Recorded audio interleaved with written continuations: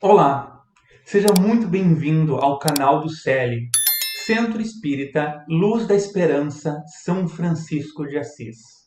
Eu sou Israel e hoje eu venho aqui para refletir junto com vocês sobre o capítulo 17 do Evangelho segundo o Espiritismo, que traz como título Sejam Perfeitos. Características da perfeição.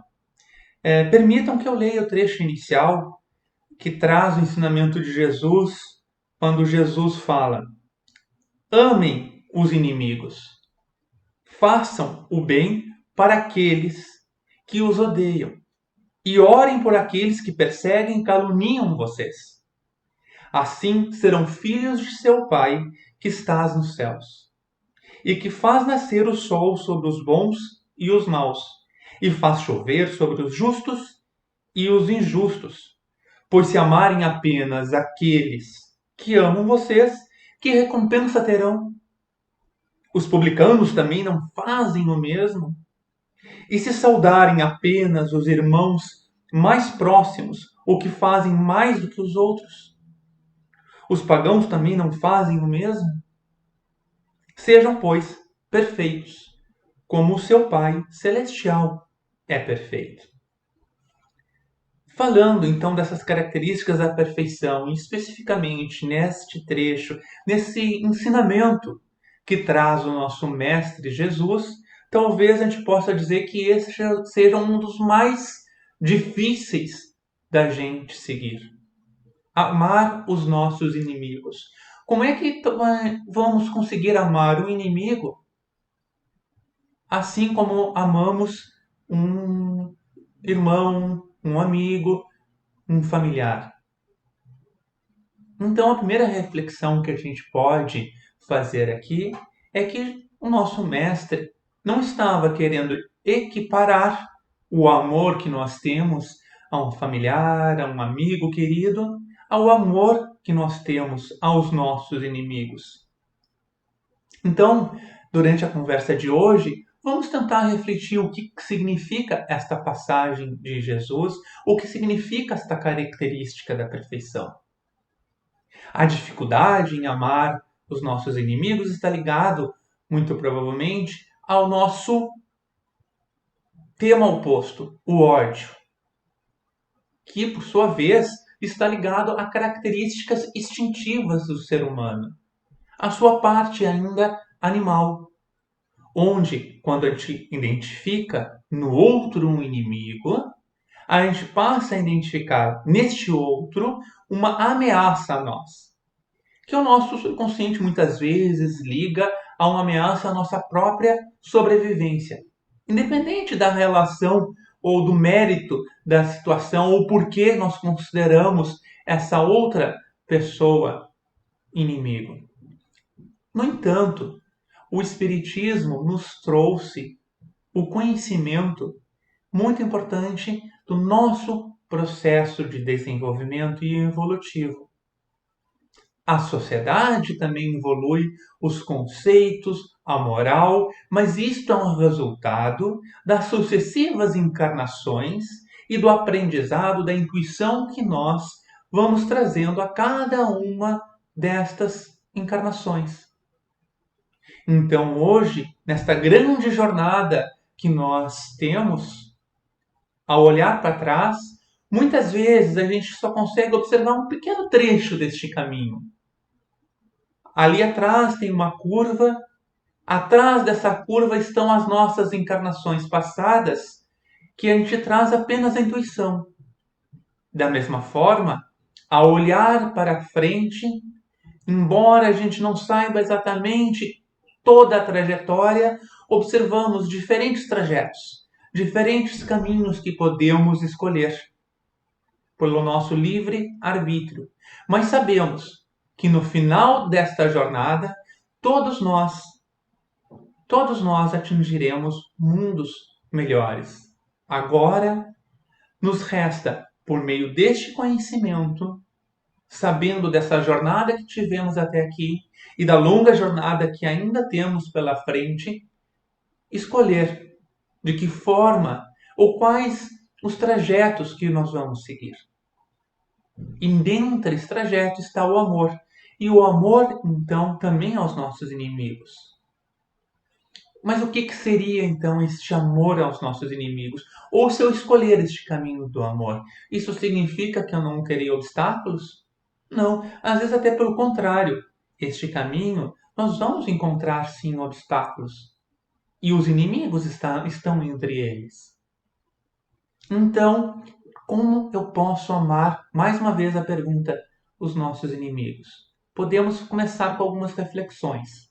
Quando eu identifico em outra pessoa alguém que quer me fazer mal, quer me prejudicar, e eu passo a considerar que aquela pessoa é minha inimiga, quais são as minhas atitudes? Claro que a gente vai ter um instinto de sobrevivência, de precaução, mas ao mesmo tempo eu vou orar por esta pessoa ou eu vou querer retribuir aquele mal com outro mal. No momento em que, quando eu recebo um mal, eu paro e, por exemplo, faço uma oração para que esta pessoa perceba que este mal que ela está me fazendo vai prejudicar a ela muito mais do que a mim mesmo, isto já é um ato de amor. É fácil ter essa atitude? Não.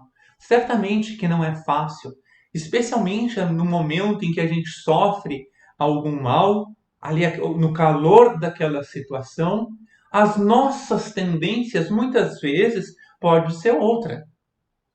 Mas pelo fato desse conhecimento que o Espiritismo nos traz e o exercício do amor, de não retribuir este ódio, eu já estou dando um passo.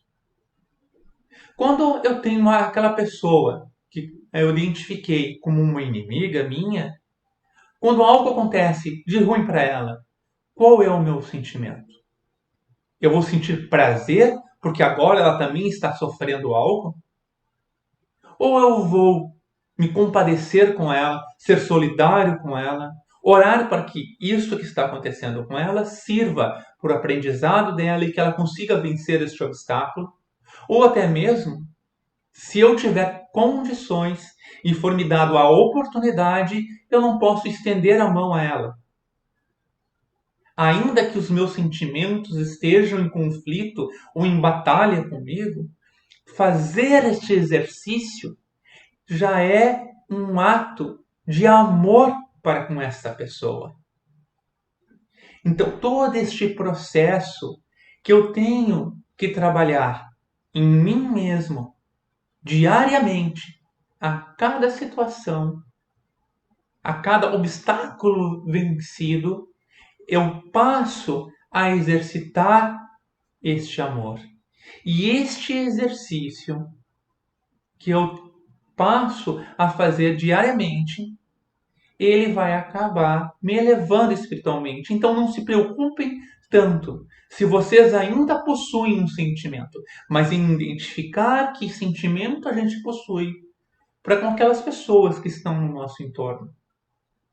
E nos controlar emocionalmente, orar também por nós, para que a gente possa ter a compreensão, para que possamos ter a paciência e para que possamos, a partir daí, auxiliar esta pessoa.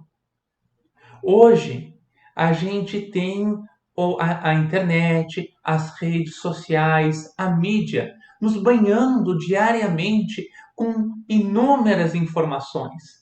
Muitas vezes, aquele inimigo que é dito nessa passagem de Jesus, hoje não é nem sequer uma pessoa que nos faz mal, mas uma pessoa que nós não concordamos, uma pessoa que adota um ato que nos revolta.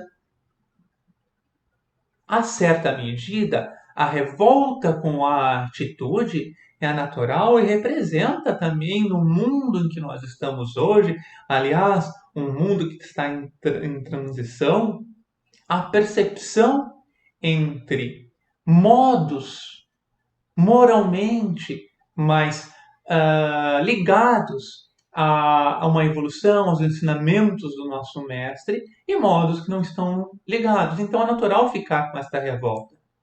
mas vamos cuidar para que esta revolta que nós temos não nos desestabilize emocionalmente e que ela seja simplesmente com um tipo de atitude e não para com a pessoa que está exercitando.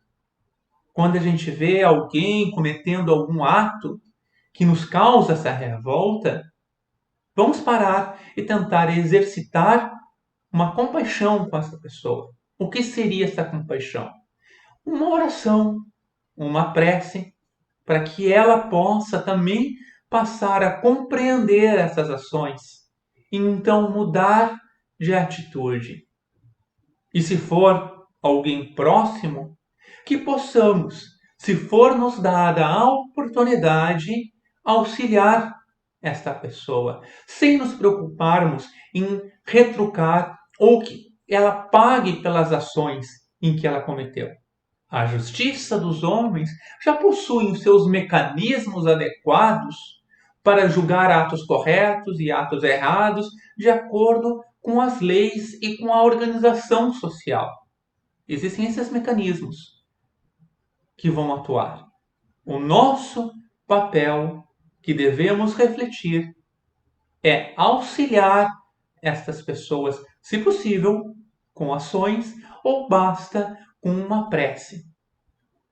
E trabalhar para que o nosso ódio se transforme em compaixão e compreensão que cada um de nós estamos num processo de evolução que certamente a ação trará consequências, mas que não cabe a nós julgar e atribuir a pena que cada um deve ter de seus atos. Se nós conseguirmos ter esta compreensão, nós estaremos nessa jornada escolhendo caminhos de amor e nos aproximando das características da perfeição.